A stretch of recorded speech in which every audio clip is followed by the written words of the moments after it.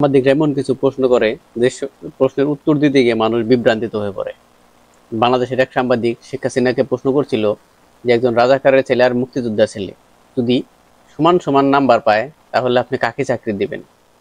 তো শেখ হাসিনা সে প্রশ্নের উত্তরে বলেছিল যে রাজাকারদের ছেলে মেয়েরা কেন পাবে, অবশ্যই মুক্তিযোদ্ধার ছেলে মেয়েরা পাবে।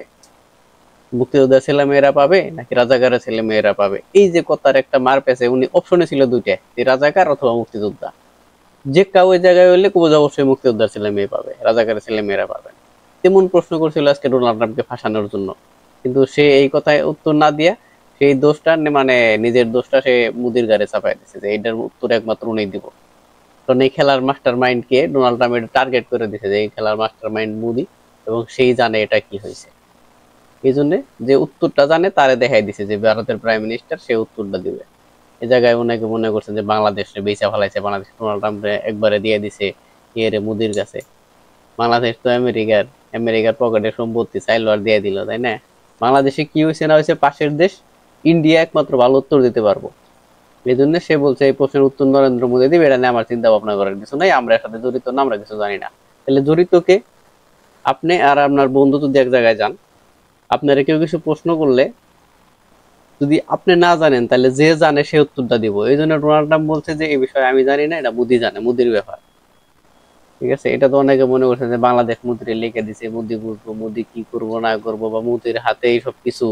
ঠিক আছে, বাংলাদেশ কি আমেরিকার যে হে চাইলো আর ডোনাল্ড ট্রাম্পের একটু পকেটের টাকা যে চাইলো আর মোদিরে দিয়ে দিল, এরকম কিছু না।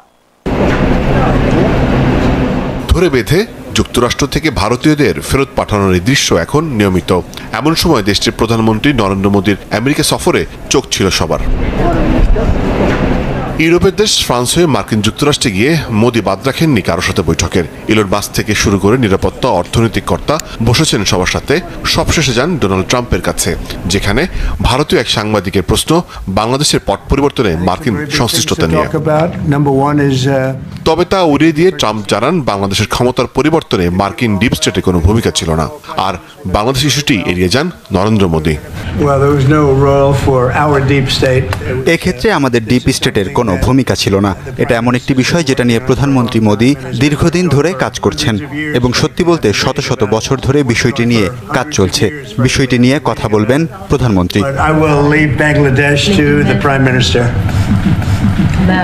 जहाँ तक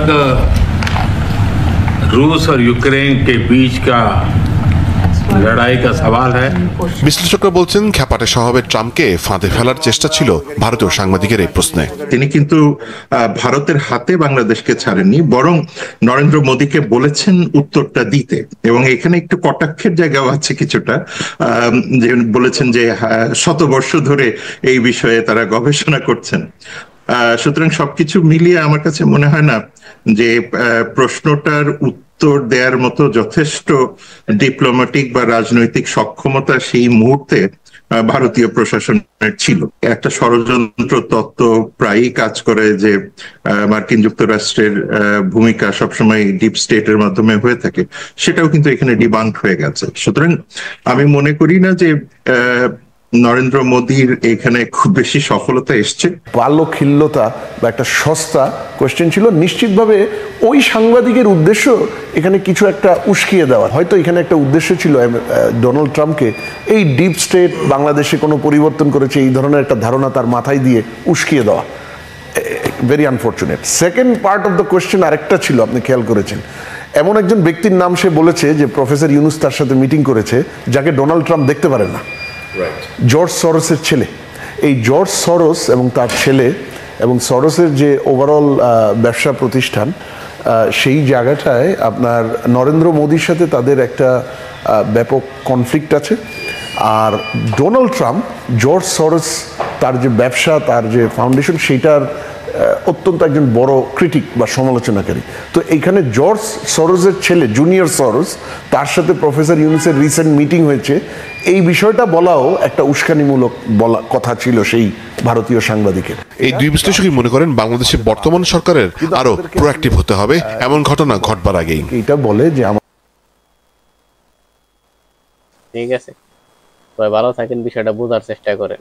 টার্গেট করছে এই জায়গায় মুদিরে দেখা যাচ্ছে, মুদি জানে ঘটনা কি করছে। বাংলাদেশ নিয়ে মাথা ঘামানোর টাইম তাদের নেই, তাদের পররাষ্ট্রনীতি সব এক। ধন্যবাদ সবাই, ভালো থাকেন।